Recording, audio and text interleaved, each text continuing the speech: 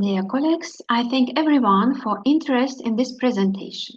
I thank University of Alberta and Wirth Institute for the opportunity to be a part of DUSS initiative.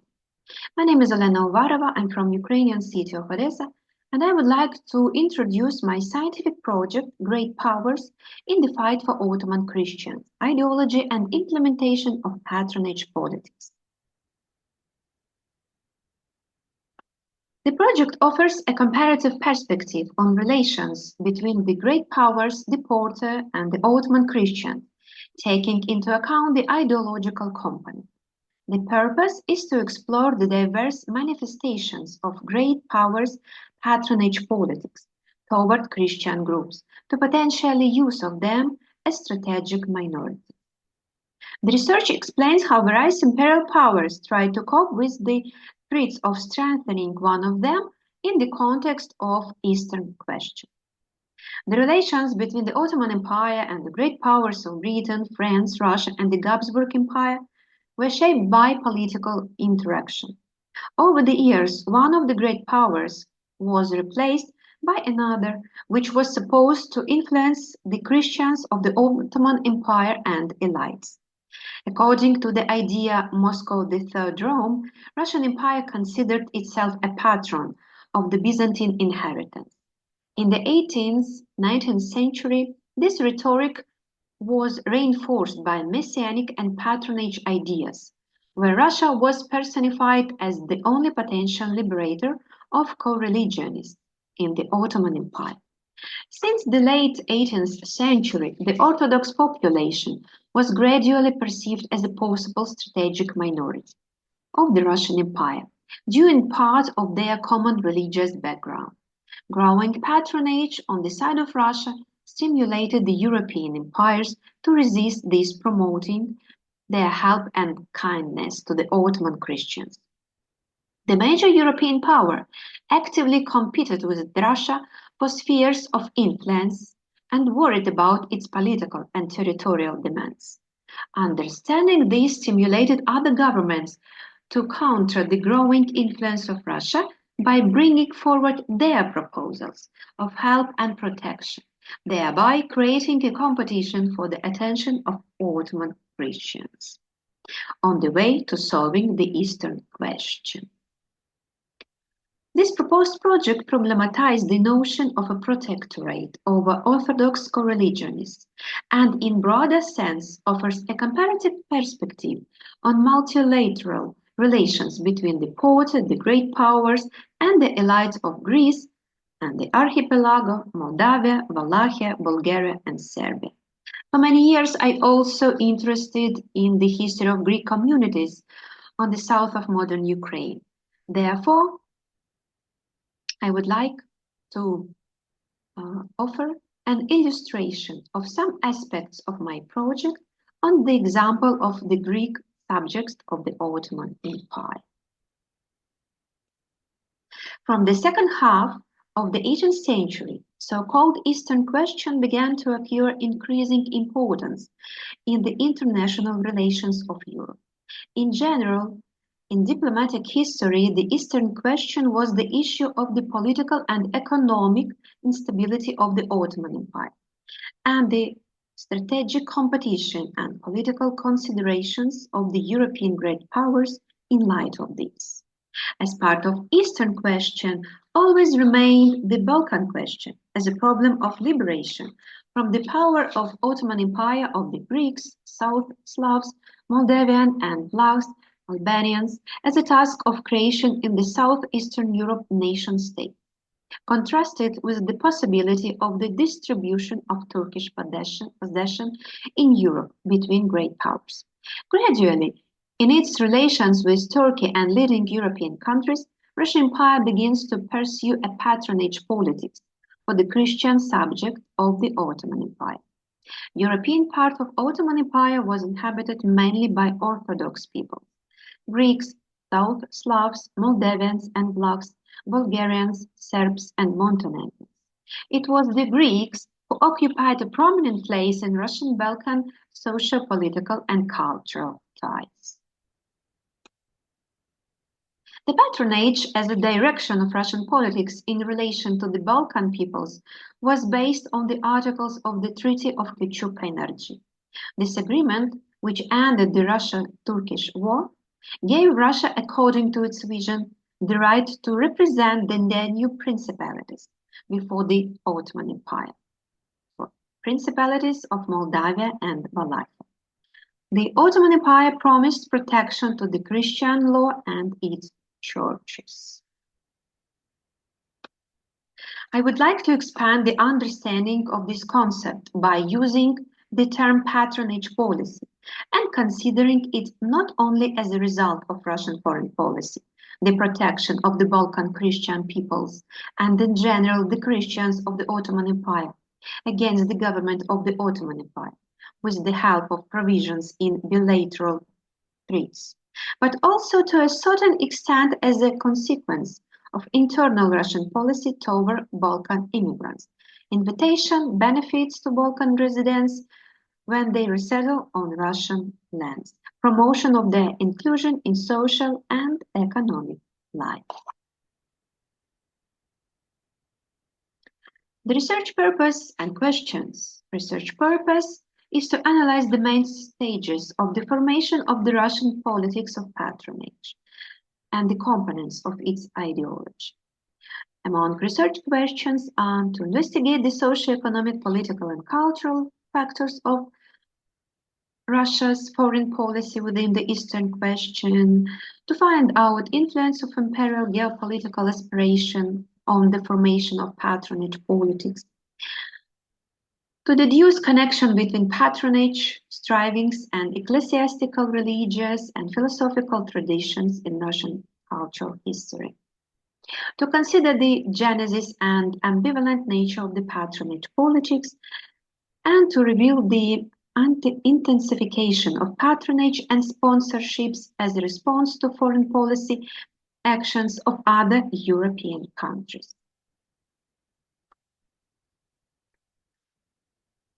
Important ecclesiastical and political changes in Europe were Florentine Union, the fall of Constantinople, and the marriages of Ivan III with the niece of the last Byzantine emperor, Sophia Paleolog. The doctrine Moscow is the third Rome, very important in this issue. It was formulated by Philophae, an Orthodox monk who lived in the monastery near Pskov. He wrote a series of letters to Grand Duke of Moscow in which he claimed that Moscow is the spiritual heir of Rome, Roman Empire, and Byzantine Rome, Constantinople, according to the theory of transfer of the empire, translatio imperii. Soon this formula began to be interpreted exclusively in a political sense. The Russo-Turkish War of 1768 and 1774, and more specifically the Küçükayırcı Peace Treaty, which ended the war, is the beginning of Russia's official statement about patronage. The right of patronage in this treaty was not formulated clearly, but it could be interpreted in this sense. The agreement recorded the obligation of the Porte to provide protection to the Christian law and its churches. It was allowed to build a public Greek-Russia church in Istanbul. It was agreed on the freedom to practice Christianity and the freedom of the rights of the Orthodox Church in Moldavia, Wallachia, and Archipelago, and the possibility for Russia to speak in favor of the Danubian Principality. Ottoman Empire undertook to announce an amnesty to the residents of the Archipelago and Danubian Principalities. Since then, the Tsarist government has assumed the role of patron. Cooperation with Christian nations could play an important role in Russo-Turkish confrontation. It also provoked opposition from Western diplomacy. France established friendly relations with Turkey, while not excluding plans to reject Egypt. England intensified its activities. The main tasks for Russian Eastern policy in the 18th century was to provide it with free access to the open sea, and so far Empress Catherine II played a little, as some historians believed, in the Greek project.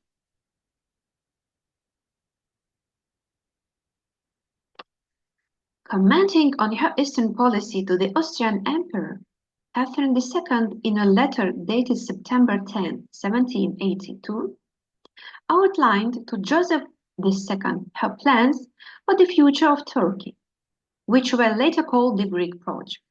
The Empress proposed to put her grandson, Grand Duke Constantine, on the Greek throne.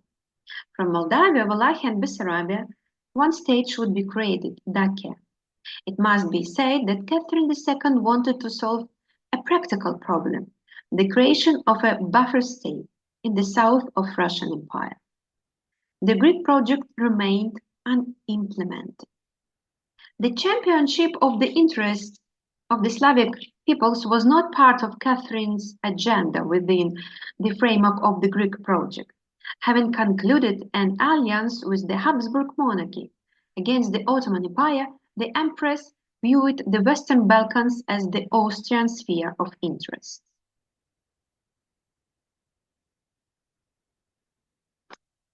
The next Yassi Peace Treaty, concluded after the end of the next Russia-Turkish War, which confirmed the Articles of Küçükaylarcı, had further significance for international life and the development of the policy of patronage. The Ottoman Empire granted amnesty to her subjects who fought against her, allowed those who wished to move abroad with their families, undertook to release without ransom all Christians who were in captivity. Moldova was exempted from paying the wartime contribution for the next 2 years. The signing of the Yassi Treaty marked the end of whole stage in Russian-Turkish relations.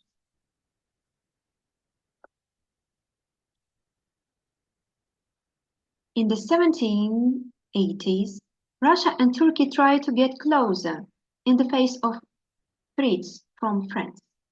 As part of the Second Coalition, which had an anti-French orientation, a joint Turkish-Russian escadron liberated the Ionian Islands, occupied by France in 1787. According to the Constantinople Convention concluded in 1800 between Russia and Turkey, the Republic of the Seven United Islands was created from islands in the Ionian Sea at the initiative of Russia, the suzerain, which was the Ottoman Sultan. Tribute was paid to him, and the patron was the Russian Tsar. The Ionian Islands were a key position and base for Russia in the Eastern Mediterranean to fight against Napoleon's expansion in southern Italy and the Balkans, and to fight against Turkey for Russia's political and ideological influence on all Greek islands. Russian patronage for Christians had deep economic roots. This right enabled Russia to protect its economic ties with the Greeks, who at the beginning of the 18th century had a large fleet. In September 1802, a Russian-Turkish agreement on the status of Moldova and Wallachia was signed. Turkey assumed that Russia had the right to defend Wallachia and Moldova. Since 1803, Russia has intensified its Balkan policy under the threat of France, using the national liberation movement of the Sultan's subjects in its own interest. Alexander I preferred careful tactics. The main ideas of politics on those conditions are traced in the correspondence of important officials of the empire. For example, Deputy Minister of Foreign Affairs to the ambassador in London. The only goal that Russia can pursue is to preserve the Ottoman Empire. The emperor's justified anxiety regarding the intrigues of the French in the states under Turkish rule prompted him to reactivate the old ties that existed between the Russian court and the Ottoman subjects of the Orthodox faith. Deputy Minister of Foreign Affairs to Alexander I.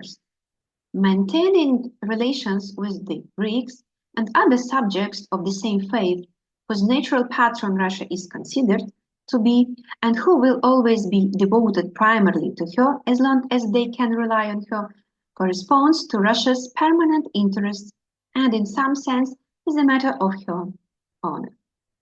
In 1805, new Russian-Turkish treaty was signed, generally directed against France. The treaty provided for mutual assistance of the parties in the event of a war with Napoleon. The right of Russia to patronize the Christian population of the Ottoman Empire was confirmed.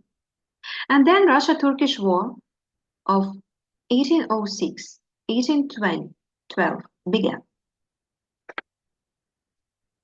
In 1807, Russian troops abandoned the Ionian Republic in favor of France.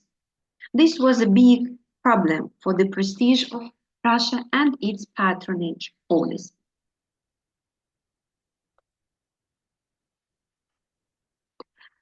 On May 28, 1812, in the conditions of a political situation unfavorable for Russia due to the threat of French invasion, the Bucharest Peace Treaty with Turkey was signed. Wide internal autonomy was granted to Serbia, Moldavia and Wallachia, returned to Turkey, while they received autonomous status by confirming the previous decrees. Russia received Bessarabia with the establishment of a Russian-Turkish border along the Prut River.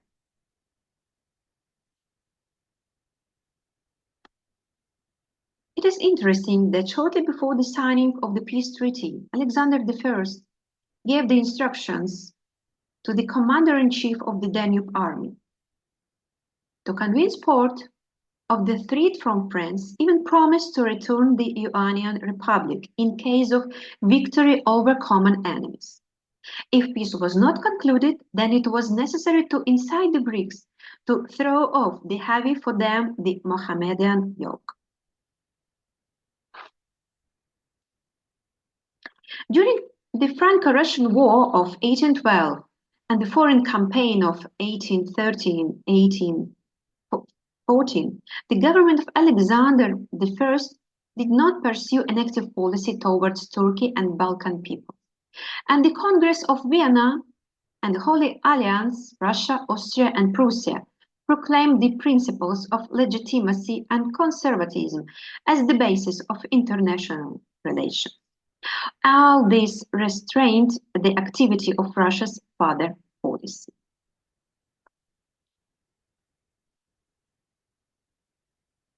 The mission in Vienna is intended to be the central link of all diplomatic ties with Southern Europe and the Levant. We can observe the instruction by State Secretary to the envoy in Vienna, making constant efforts to preserve peace between Russia and Turkey. It is important at the same time not to lose sight of the patronage, which is pleased to show to the inhabitants of Wallachia, Moldavia, and the all Greeks in general. This beneficial influence, legitimized by the treaties, should, as evidenced by the survey, rightfully be considered a moral force. Without planning a new war, Russia sought to preserve everything in an unchanged state. After 1815, the Russian government, as before, provided patronage and financial assistance to individual representatives of the Greek clergy and persons who had merits for Russia. Members of the royal family, court nobility, and the synod did not skimp on donations to Greek religious and cultural institutions.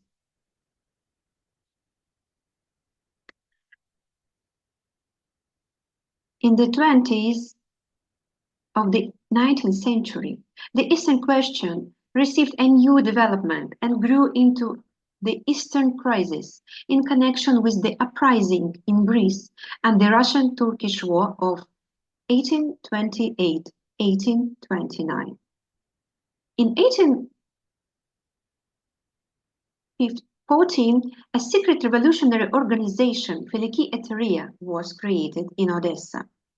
In 1821, under the leadership of the revolutionary organization Hellenic Foundation, led by the Russian officer Aleksanteri, the liberation war of the Greeks began with an uprising in the Danube principalities.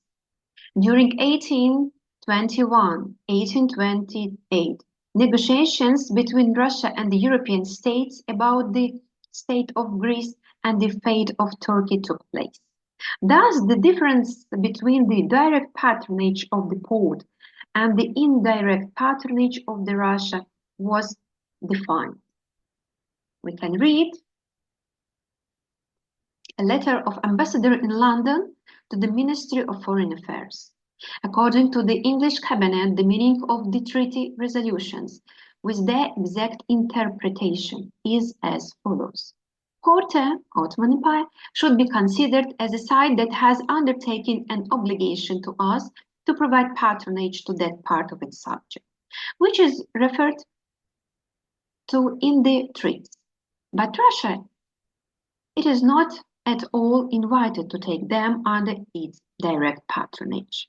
To provide patronage belongs only to the state under whose sovereignty these subjects are.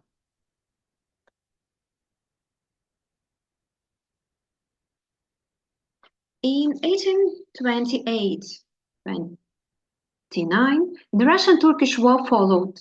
On September 2, 1829, a peace treaty was signed between Russia and Turkey and in Adrianople. According to it, the Ottoman Empire confirmed the autonomy of Serbia. The autonomy of the Danube principalities, Moldavia and Wallachia, was ensured. During the necessary reforms, Russian troops remained in the Danube principalities. The Ottoman Empire agreed to grant autonomy to Greece, full freedom of trade of Russian subjects in Turkey, and commercial shipping in the straits from the Black Sea to Mediterranean Sea along the entire course of the Danube was proclaimed. With the conclusion of the Adrianople peace, the declaration of autonomy, and in 1830 the independence of Greece, the policy of patronage did not stop but only moved to the next stage in the new international conditions. So we can make some conclusions. Wars of the second half of the 18th century showed that Russian Empire became a rival of the Ottoman Empire and made a number of demands for the accession of new territories. In the bilateral confrontation, patronage of Ottoman Christians became an important tool of Russian pressure on the Porte. Russian-Turkish treaties and other agreements contained articles in favor of certain Balkan peoples, which prompted Russia to declare itself the deputy of the Christians of the Ottoman Empire. These documents and the idea of Messianism became the basis for the formation of the ideology of patronage for Ottoman Christians. Its own political and economic needs prompted the Tsarist government to take into account the interests of its Balkan allies to some extent. Acting as the patron of the Christians was for Russia a means of diplomatic influence on Ottoman Empire, while at the same time attracting the sympathy of the population of Greece, Moldavia, Wallachia, and other to the side of Russia. The Greeks, who represented economic opportunities for the Russian Empire, were important. Russia considered the principalities as an important trade artery. A big role in the Russia-Turkish confrontation would be played cooperation with Ottoman Christians, who were seen as supported in the event of new war. Thus, we look on such topic as great powers in the fight for Ottoman Christians, ideology and implementation of patronage politics. I'm very appreciated for your interest. Thank you very much.